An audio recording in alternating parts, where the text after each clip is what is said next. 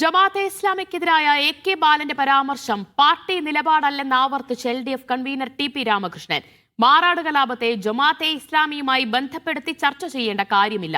ഈ വിഷയത്തെ രാഷ്ട്രീയവൽക്കരിക്കാൻ CPM ഉദ്ദേശിക്കുന്നില്ലെന്നും TP Ramakrishnan പറഞ്ഞു.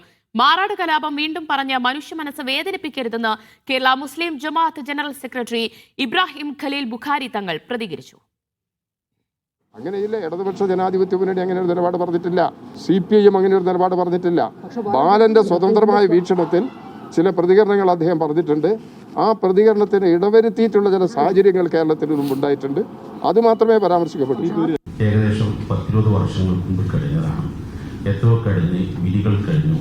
ഇനി ഇത്യാദി വിഷയങ്ങൾ വീണ്ടും ഓർമ്മയിലെടുത്ത് മനുഷ്യ മനസ്സുകൾ വേദനിപ്പിക്കാതിരിക്കലാണ്, ചർച്ചയിലേക്ക് പോകാതിരിക്കലാണ്, മനുഷ്യർക്കൊപ്പം നിൽക്കുക എന്നതാണ് ഞങ്ങൾ പോലും മറന്നുപോയ വിഷയമാണ്.